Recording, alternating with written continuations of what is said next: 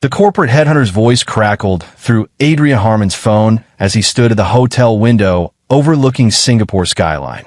2 years in Southeast Asia consulting, and you've tripled their efficiency metrics. Adrian, you're exactly what the Seoul division needs. Adrian watched the city lights blur in the evening rain. Send me the contract details. I'll review them tonight. He was 42, lean from hotel gym sessions and too many working dinners, his dark hair starting to silver at the temples. The consulting work paid exceptionally well, enough to fund his son Tommy's college, and then some, but the travel was relentless. His phone buzzed again. A text from his wife, Denise. Tommy's fine. Stop worrying. Focus on your work. He hadn't asked about Tommy. That was the thing that bothered him lately. Denise always seemed to know when he was thinking about their 12-year-old son, always ready with reassurance he hadn't requested. They'd been married 14 years, together since college, and somewhere in the chaos of his career ascension, the warmth between them had cooled to something transactional. Adrian had grown up in foster care, bouncing between homes until he aged out at 18. He'd clawed his way through state college on scholarships and spite, driven by the promise he'd made to himself. His own family would be different. Stable. Loving. Everything he'd never had. But 3 weeks ago, something had shifted. He'd call home on a Tuesday afternoon, Wednesday morning in Colorado, where Denise and Tommy lived in the house he'd bought them. Tommy usually answered by the third ring, eager to tell his dad about school or the robotics club he'd joined. That day, Denise picked up instead. "He's at my mother's," she'd said, her voice tight. "They're bonding. You know how Shalia loves having him around." Adrian had met his mother-in-law, Shalia Shoemaker, exactly 4 times in 14 years. The woman was a bitter piece of work who'd made her disapproval of Adrian clear from day one. "Not good enough for my daughter," she'd said at their wedding rehearsal, loud enough for Adrian to hear. "A foster kid. No family. No breeding." Denise had laughed it off then. "Mom's just traditional. She'll come around." She never had. And now Tommy was staying with her? "How long has he been there?" Adrian had asked. A pause. "A few days. Look, I have to go. Love you." The line went dead. He tried calling Tommy's cell. Straight to voicemail. Tried again the next day. Same thing. Denise's explanation shifted. Tommy forgot his charger. The service was spotty as Shalia's property. He was busy with his grandmother. "Don't be so paranoid, Adrian." Adrian opened his laptop now, pulling up the work proposal from Seoul, but his mind wandered. He'd built a career on reading people, on identifying patterns in organizational behavior, on seeing what others missed. And every instinct he'd honed told him something was wrong at home. His phone lit up with an email. Not the contract from the headhunter. The sender was listed as TH, Tommy's initials. "Dad, please come. There's no food.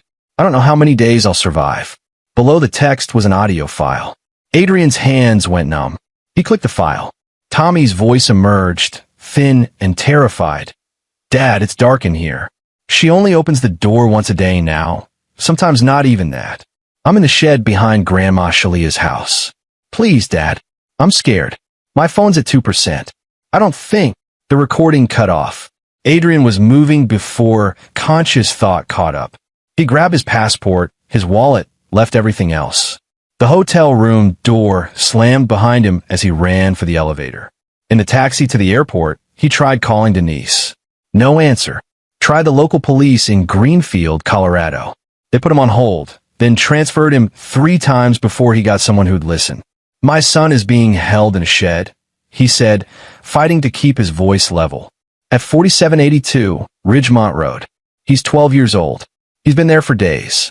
"Sir, who's holding him?" "My mother-in-law. Maybe my wife. I don't know. I'm in Singapore. I'm getting on a plane right now. We'll send someone to check it out." "What's your son's name?" "Thomas Harmon." "Tommy." The standby ticket to Denver cost $4,000. Adrian didn't blink. He sat in the terminal for 40 minutes waiting for boarding, his leg bouncing, checking his phone every 30 seconds. No new messages from Tommy. The battery was dead. Or he was... No, don't think that.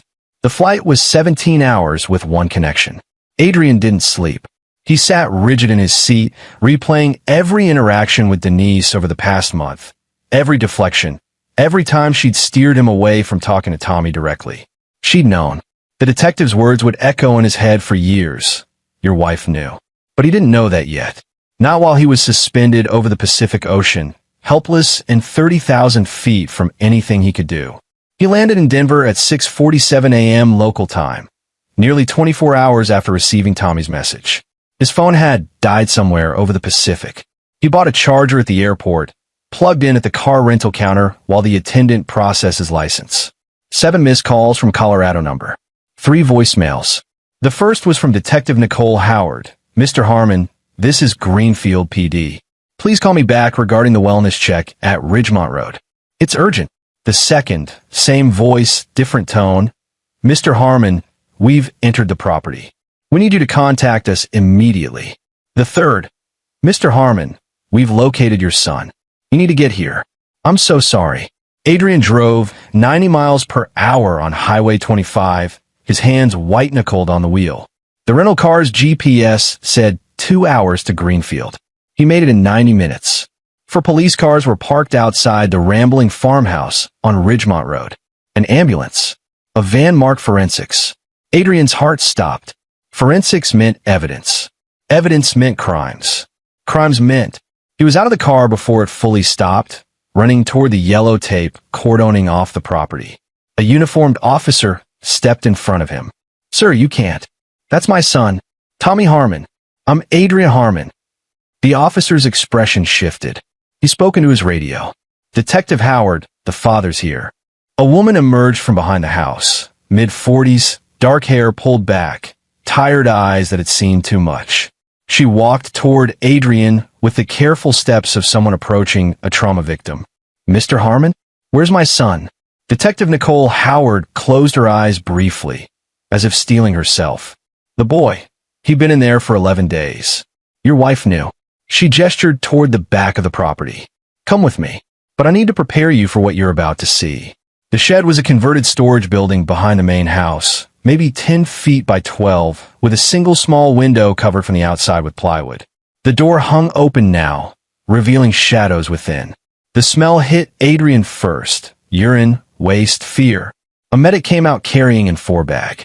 Behind him, on a stretcher, was Tommy. Adrian's son had lost at least 15 pounds. His lips were cracked and bleeding. Dark circles hollowed his eyes. But those eyes found Adrian's, and a relief in them broke something fundamental in Adrian's chest. Dad, Tommy whispered. Adrian pushed past the detective, past the medics, and grabbed his son's hand. I'm here. I'm right here. You're safe now. We need to get him to the hospital, the medic said. He's severely dehydrated, malnourished. Possible kidney damage. I'm going with him. Sir, Detective Howard started. I said I'm going with him. In the ambulance, while the medics worked, Tommy gripped Adrian's hand and spoke in fragments. Grandma said it was temporary. Said you didn't want me anymore. That I was too expensive to keep. Mom came twice. She brought water. Said she couldn't take me yet. Said Grandma was teaching me discipline. Adrian felt something cold and final settle into his bones. Did your mother put you in there? Grandma did. But Mom, she knew Dad. She'd come in and say I just needed to last a little longer. That you were going to sign the papers. What papers? The ones that gave me to Grandma. For good. At the hospital, they stabilized Tommy, started fluids, ran tests. A social worker appeared, asking gentle questions. Then Detective Howard returned with a colleague, a grim-faced man who introduced himself as Detective Matt Espinoza. We need to talk, Howard said. Somewhere private. They moved to a family consultation room. Adrian sat, his body vibrating with enrage, so pure it felt like ice. We found documents, Howard began, in Shalia Shoemaker's house, including correspondence with your wife, Denise Harmon. Mr. Harmon, did you know your mother-in-law was trying to get custody of Tommy? No. Did you know she'd filed for grandparents' rights last year? No. Denise never mentioned it. Espinoza leaned forward. The case was dismissed. No grounds. But according to the emails we found, Mrs. Shoemaker and your wife hatched a different plan. They were going to claim you'd abandoned the family. You've been overseas for work for 18 months, correct? Yes. They claimed Tommy was being neglected in your absence. that your wife couldn't handle him alone. They'd arranged for Tommy to stay with Mrs. Shoemaker temporarily. But Tommy didn't cooperate.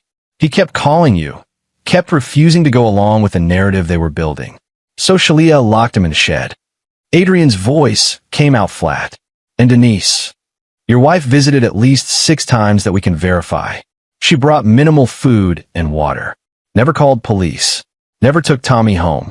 Mr. Harmon, we're charging them both with child abuse, false imprisonment, and conspiracy. We're looking at child endangerment causing severe harm. Shalia Shoemaker will likely face attempted murder charges. Where's my wife now? In custody. She was at the property when we arrived. She tried to claim she didn't know Tommy was in the shed, but we have the emails. We have Tommy's testimony. We have security footage from the property showing her entering and leaving the shed. Adrian stood. I want to see her. Mr. Harmon, I want to see my wife.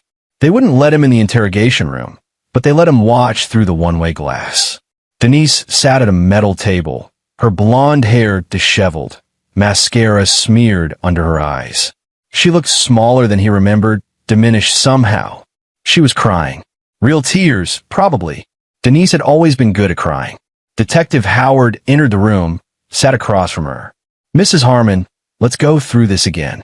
When did you first know your son was in the shed? I didn't know, Denise sobbed. I thought he was just staying at my mother's. I had no idea she'd locked him up. We have emails between you and your mother discussing the shed solution. Your words. Denise's face crumpled. You don't understand. Adrian was never home. He chose his career over us. Over Tommy. My mother said this was the only way to show the courts he wasn't fit to be a father. That Tommy would be better off with family who actually cared. So, you let your mother starve your child to prove a point. No, I brought him food. She stopped, realizing the admission.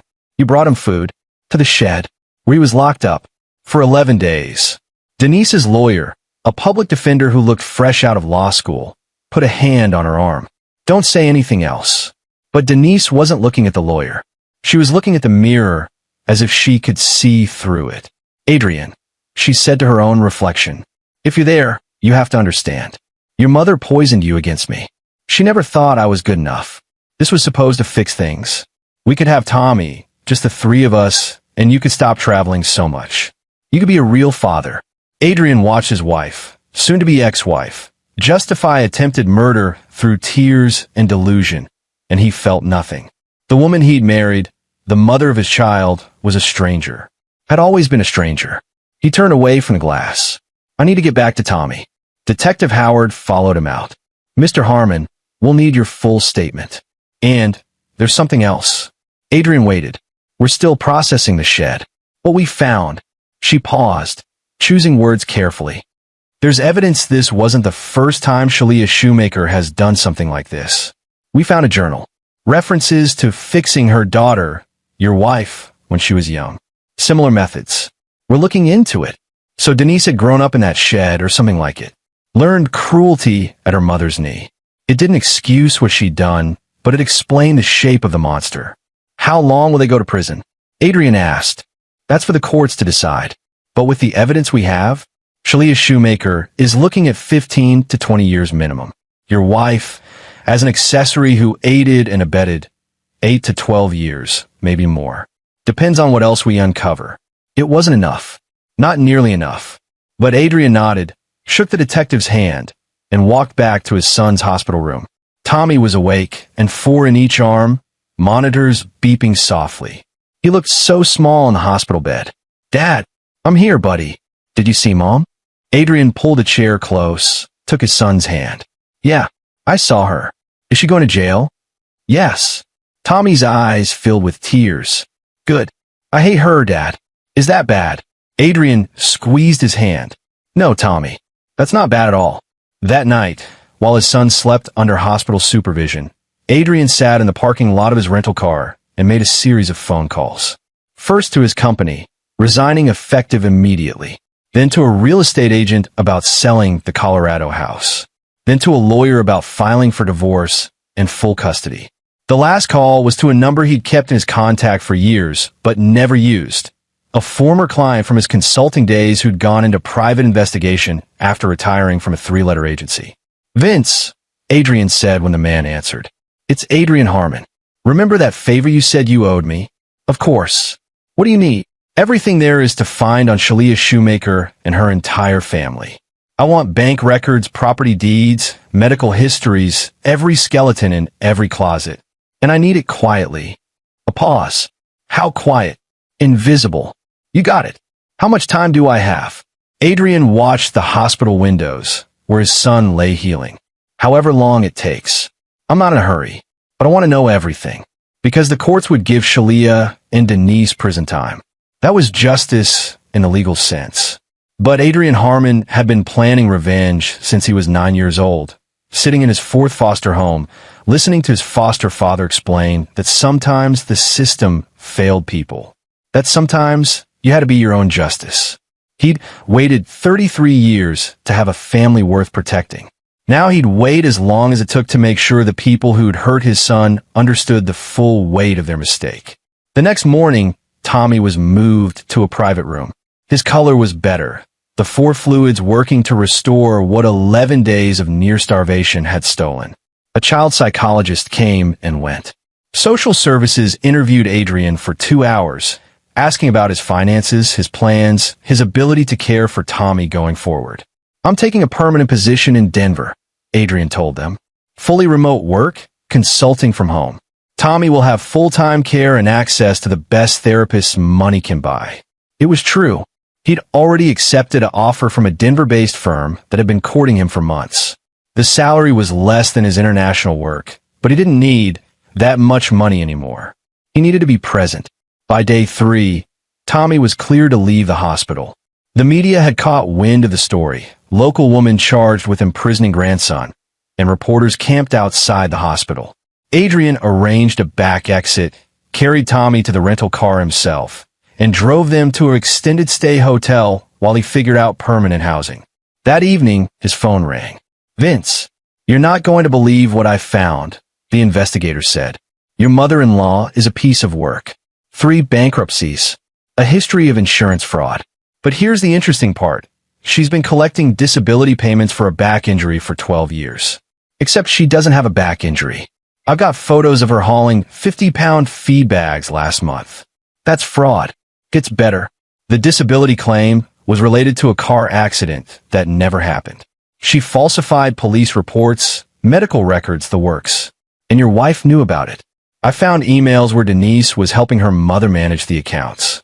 Adrian processed this. What else? Shalia's property is mortgaged to hell.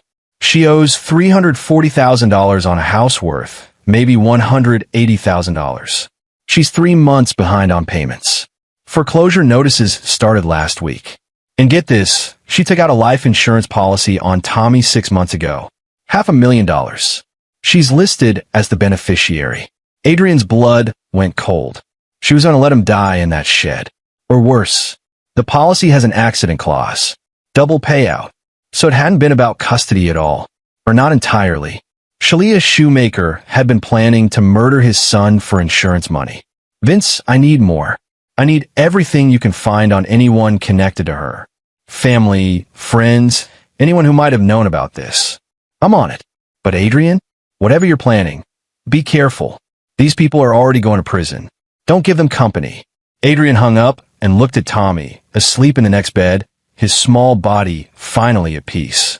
The boy had nightmares every night, waking up screaming that he couldn't breathe, that the walls were closing in. The psychologist said it would take years to undo the damage. Prison wasn't enough. Not nearly enough. But Adrian was patient, and he learned long ago that the best revenge wasn't quick. It was thorough. Over the next week, he moved Tommy into a rental house in a quiet Denver suburb, enrolled him in a new school, and set up therapy sessions 3 times a week. He hired a tutor to help Tommy catch up on the schoolwork he'd missed.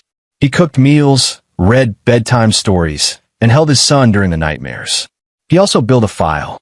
Vince's information was just the start. Adrian began his own investigation, using the skills he'd honed in corporate consulting to map out the Shoemaker family network.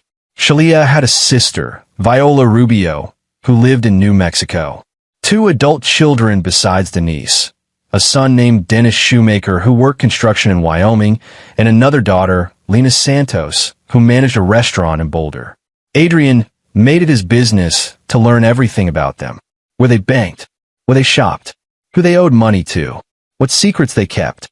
He discovered that Dennis Shoemaker had a gambling problem and owed money to some very unpleasant people in Cheyenne. That Lena Santos had been stealing from a restaurant's till for 2 years, embezzling nearly $80,000 to fund a cocaine habit. He learned that Viola Rubio, Shalia's sister, had known about the shed, had visited during Tommy's imprisonment, and said nothing. Adrian documented it all. Then he waited. The preliminary hearing was scheduled for 6 weeks after Tommy's rescue. Adrian sat in the courtroom gallery and watched as Shalia Shoemaker and Denise Harmon were arraigned.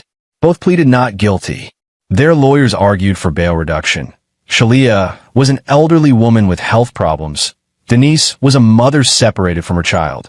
The judge wasn't buying it. These defendants are charged with child endangerment causing severe harm, false imprisonment, and conspiracy. The evidence is overwhelming. Bail is set at $500,000 each. Neither could make bail. They'd sit in jail until trial. Good.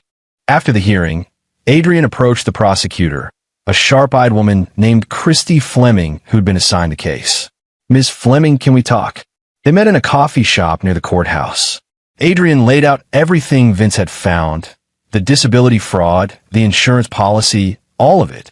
Fleming's eyes widened. "This changes the case. We can add attempted murder charges. Financial motive premeditation. Mr. Harmon, are you sure you want this to go public? It's going to make the trial much longer, more painful for Tommy. I want them to face everything they've done," Adrian said. "Every charge, every consequence. Then I'll need copies of all this documentation." Adrian handed her a thumb drive. "It's all there. Authenticated, documented, ready for court." Fleming smiled, a predatory expression. "Mr. Harmon, I think we're going to get along just fine." The trial was set for 4 months out. In the meantime, Adrian had work to do. He started with Dennis Shoemaker. A few anonymous calls to Dennis's creditors, pointing them toward his current location, suggesting that Dennis might be planning to skip town. The gambling debts came due with interest, and the men who came to collect weren't gentle. Dennis ended up in the hospital with 2 broken legs and a newfound willingness to cooperate with authorities about anything and everything his mother had ever done. Next was Lena Santos. Adrian compiled evidence of her embezzlement and sent it to the restaurant owners along with security footage Vince had obtained. Lena was fired, arrested, and charged.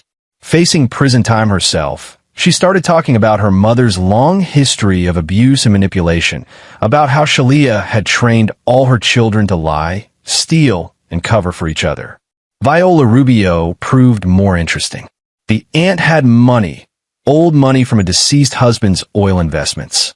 Adrian dug into her finances and found that she'd been funding Shalia's lifestyle for years.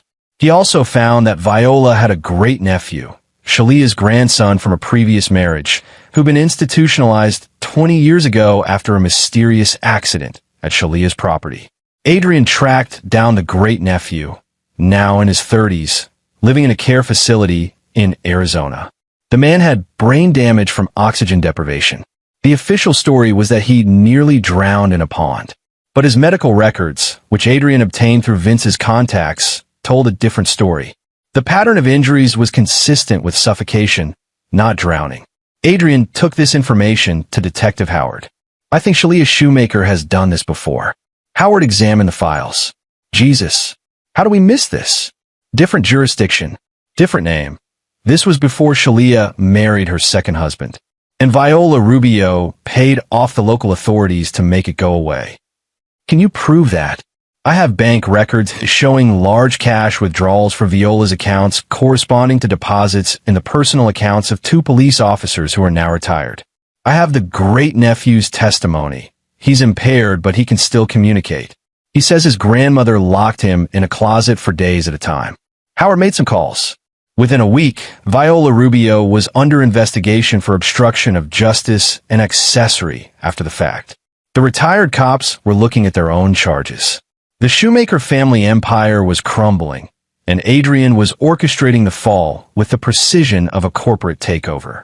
He'd spent his career identifying weak points in organizational structures. Now, he was applying those skills to destruction instead of reconstruction. But still wasn't enough, because Shalia and Denise were going to prison regardless. Their co-conspirators were facing charges. The family was in ruins. What Adrian wanted was something more personal, more permanent. He wanted them to understand what Tommy had felt in that shed. The fear, the helplessness, the betrayal. He wanted them to suffer in ways that transcended legal punishment. And he was patient enough to wait for the perfect opportunity. It came during the trial itself, for months after Tommy's rescue. Adrian sat in the gallery every day, watching as the prosecution laid out its case. Medical experts testified about Tommy's condition. The boy himself took the stand, his voice small but steady as he described his 11 days in the dark. Denise wept throughout Tommy's testimony.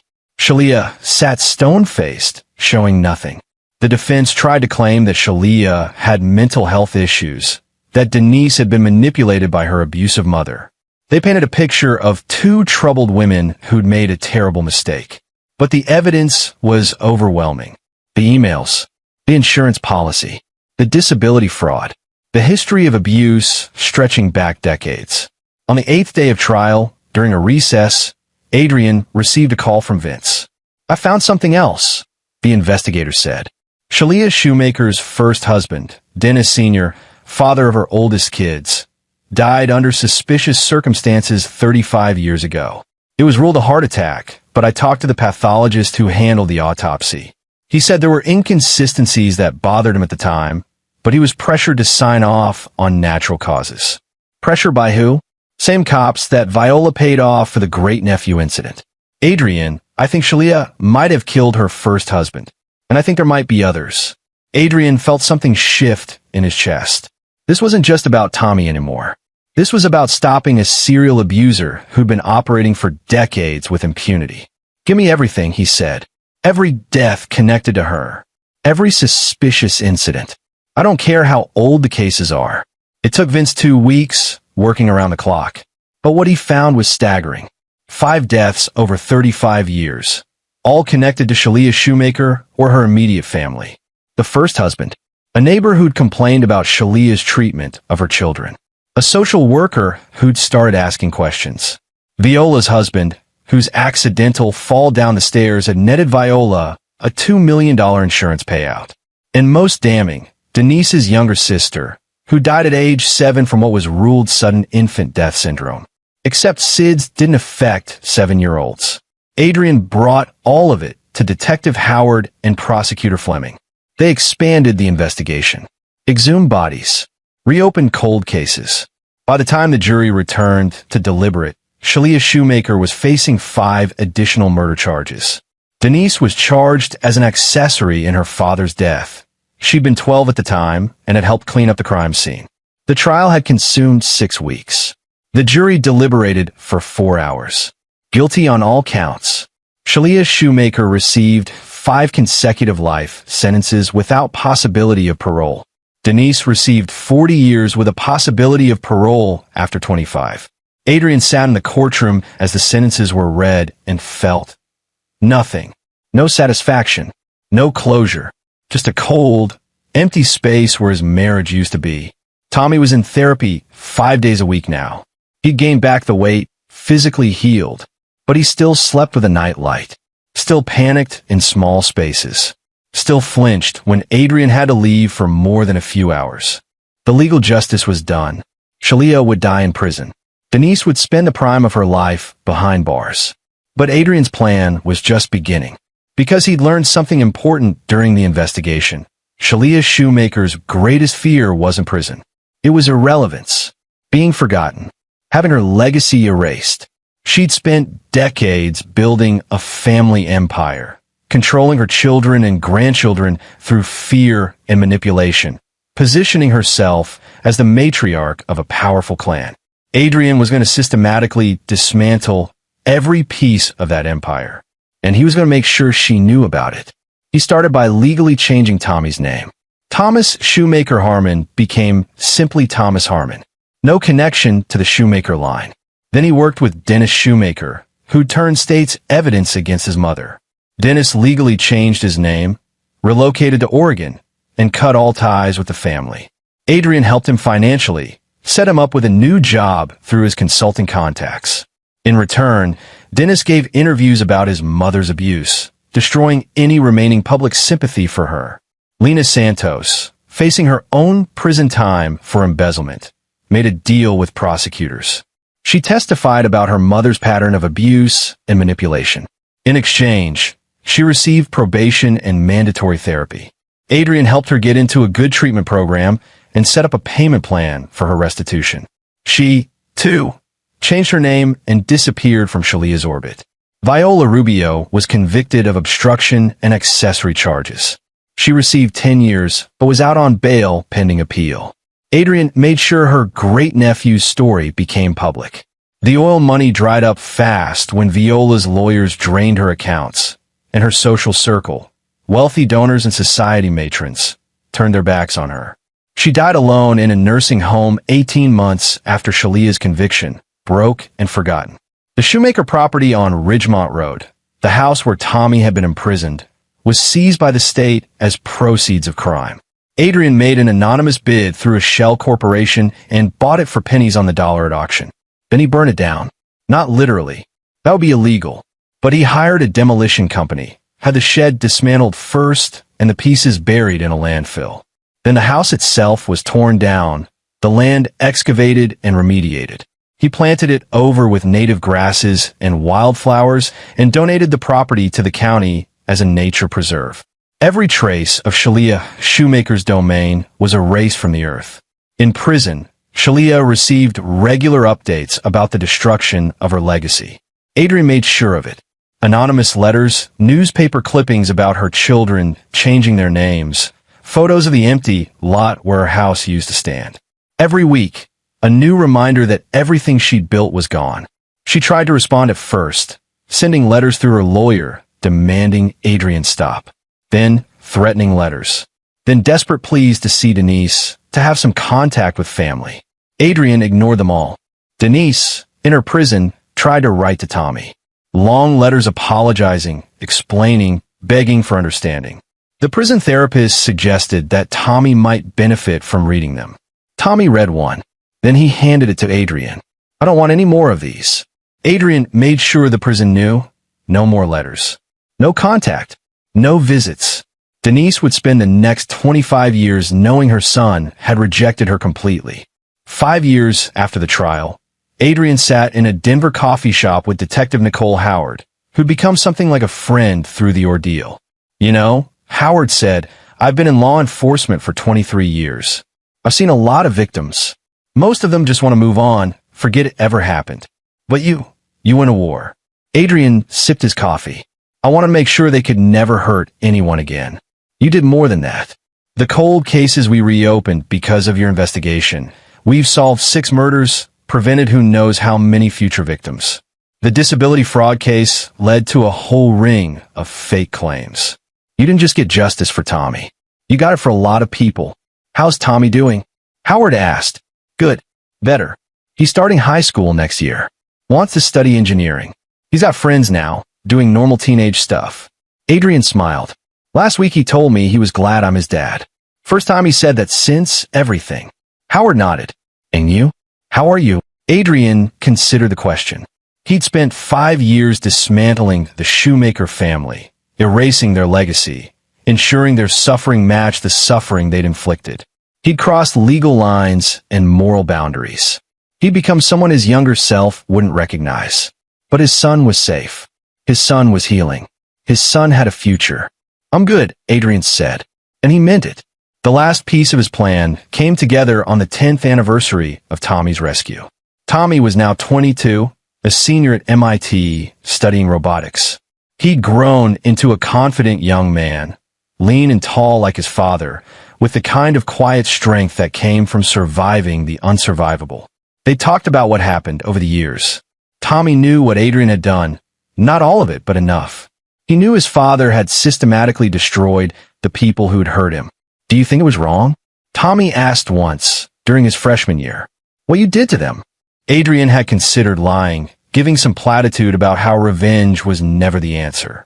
But Tommy deserved honesty. I think it was necessary, Adrian said. The legal system gave them prison. I gave them something worse. The knowledge that every single thing they cared about was gone. That their cruelty had consequences beyond bars and cells. Tommy had nodded, thinking it over. Good. Now, on the 10th anniversary, Adrian received a letter. It came through his lawyer, a final communication from Shalia Shoemaker. She was dying. Cancer. She had maybe 3 months left. She wanted to see Tommy one last time. To apologize. To explain. Adrian read the letter, then handed it to Tommy, who was home from school for the weekend. Tommy read it twice. Then he looked up at his father. What do you think I should do? I think you should do whatever feels right for you. Not for her. Not for me. For you. Tommy sat with that for a long time. Finally, he said, I don't need her apology. I don't need to understand why she did it. I already know she's a monster. Monsters don't need complex motivations. He folded the letter. Tell her no. Adrian did. The letter he sent back was simple. Tommy has no interest in seeing you. He's requested that you never contact him or anyone associated with him again. You will die alone, as you deserve. Shalia Shoemaker died 6 weeks later in the prison infirmary. No family present. No funeral. Her body was cremated and the ashes scattered in an unmarked location. Denise, still in prison, would spend the next 15 years knowing her mother had died alone and unmourned. She'd be eligible for parole when she was 63. Adrian had already prepared legal documentation, ensuring she could never contact Tommy or any grandchildren he might someday have. The Shoemaker name existed now only in court records and criminal databases. Every person who'd carried it had either changed their name or died. The family line was broken, the legacy erased. Adrian stood at Tommy's college graduation that spring and watched his son walk across the stage to accept his degree. Tommy had graduated with honors, had a job lined up at a robotics company in California, had a girlfriend he was serious about. He'd survived. More than survived, he'd thrived. That night, over dinner, Tommy raised a glass. To my dad, the best father anyone could ask for. Adrian clinked his glass against his son's. To you, Tommy, for being stronger than anyone should have to be. They drank, and Adrian felt something he hadn't felt in 10 years. Peace. The revenge was complete. The monsters were destroyed. His son was safe and whole and happy. In the end, that was all that mattered. Later that night, back in his Denver apartment, Adrian burned the files. Every document Vince had gathered. Every piece of evidence he'd compiled that wasn't part of the official record. Every plan and strategy and contingency. He watched the papers curl and blacken in his fireplace and thought about the man he'd been before all this. The ambitious consultant who thought career success was the measure of a life well lived. That man had been a fool. This man, the one who'd gone to war for his child and won, knew better. Success wasn't measured in promotions or paychecks or international contracts. It was measured in the people you protected, the battles you fought, the love you gave to those who deserved it, and the vengeance you delivered to those who didn't. Adrian Harmon had lost his wife, his old career, and years of his life to this fight. But he gained something infinitely more valuable, his son's future, bought and paid for with the complete annihilation of everyone who tried to steal it. As the last of the documents turned to ash, Adrian smiled. It had been worth every second. And there you have it. Another story comes to an end. What did you think? I'd love to hear your thoughts in the comments below. If you enjoy this story, consider joining our community by subscribing. It means the world to us. For more stories like this one, check out the recommended videos on screen. And I'll see you there.